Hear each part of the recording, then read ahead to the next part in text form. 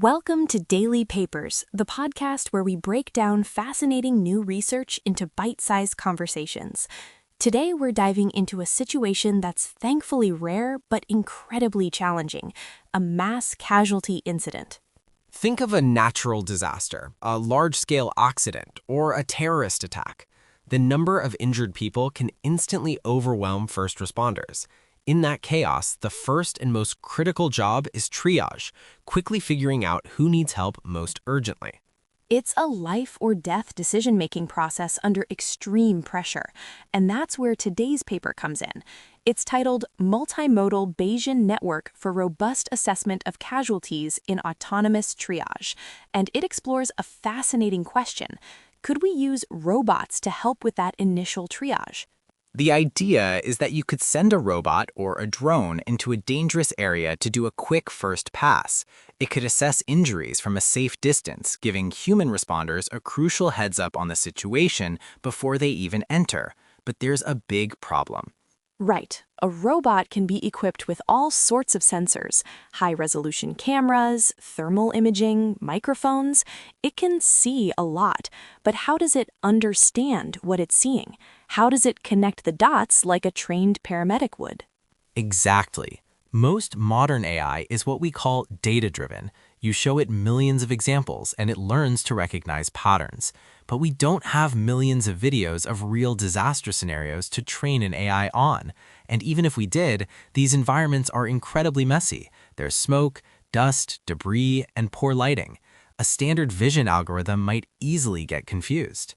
And the sensors might give you isolated clues that aren't very helpful on their own. The robot's camera might detect a high breathing rate, but what does that mean? Is the person in respiratory distress, or are they just in pain or anxious? The AI needs context. So the researchers behind this paper took a completely different approach. Instead of trying to train an AI on massive data sets, they decided to build an AI based on human expertise. They essentially built a digital version of a paramedic's brain. And the tool they used for this is called a Bayesian network. That sounds complicated, but the idea behind it is actually very intuitive. Let's break it down. Okay, so imagine a web of interconnected facts. Each point in the web is a variable, like, is there a head wound, or is the person talking? The lines connecting them represent relationships, but they aren't simple if-then rules. They're based on probability. For example, the researchers sat down with experienced emergency medics and translated their real-world knowledge into probabilities. The medics might say, if you see a severe leg injury, like an amputation, it's highly likely the person is also experiencing severe hemorrhage or bleeding. So the engineering team translates highly likely into a number, say a 95% probability. They built a whole network of these relationships. A head wound might be moderately linked to abnormal verbal alertness. An open and moving eye is strongly linked to the person being conscious. The multimodal part of the paper's title just means the system takes in information from multiple sources, or modes, like visual data from a camera and audio from a microphone. The Bayesian network is the brain that fuses all those different pieces of information together to create a complete picture. So here's how it works in the field. A robot enters a simulated disaster zone. Its various sensors start gathering clues. One AI model, focused on vision, might report, I see a wound on the torso. Another, listening for audio, reports, I hear no verbal response. A third might detect signs of respiratory distress. Individually, those are just disconnected facts, but they all get fed into the Bayesian network. The network then does what a human expert does. It reasons with the information. It knows that a torso wound combined with no verbal response suggests a much more serious situation than the wound alone.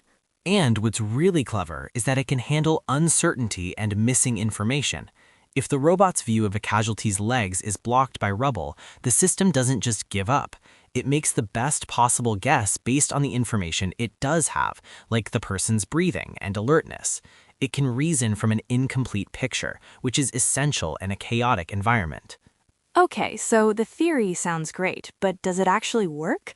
Well, the researchers put it to the ultimate test in something called the DARPA Triage Challenge. DARPA is the U.S. military's advanced research agency, and they are known for setting up incredibly difficult, realistic competitions. They created simulated disaster scenarios, like an open battlefield and a convoy ambush, with complete advanced medical mannequins and human actors as casualties. It was as close to the real thing as you can get. The researchers then deployed their robot system and measured its performance. And to see how much of a difference their Bayesian brain made, they ran a comparison. First, they looked at the score the robot got just using its individual sensors, what the paper calls the robot score. Then, they looked at the score when those same sensors fed their information into the Bayesian network, the robot plus BN score. And the results were frankly stunning. Without the Bayesian brain, the system was really struggling. It was only able to correctly identify the casualty's key vital signs about 14% of the time. 14! That's pretty low, but what happened when they switched the brain on? The overall performance for correctly identifying vital signs shot up from 14% to 53%. That's nearly a four-fold improvement in accuracy. It was making the right call far more often. Wow, so the network was clearly much better at interpreting the data. Yes, but here's the even more impressive part: reliability. Without the brain, the system often couldn't make a decision at all because the data was too noisy or incomplete. It only even attempted an assessment on about 31% of the required medical signs. But with the Bayesian network, that number jumped to 95%. So it went from being hesitant and often wrong to being confident and much more accurate. It was able to take fragmented, messy sensor data and turn it into a coherent, useful triage assessment. Exactly. It bridged the gap between seeing and understanding. The system ultimately placed 4th out of 11 highly competitive teams, which is a fantastic result, showing just how powerful this expert-guided approach can be. This is so important because the goal here isn't to replace human first responders. It's to give them a super tool. Imagine being a paramedic arriving at a chaotic scene and already having a map from a robot that says, there are 5 casualties in this area.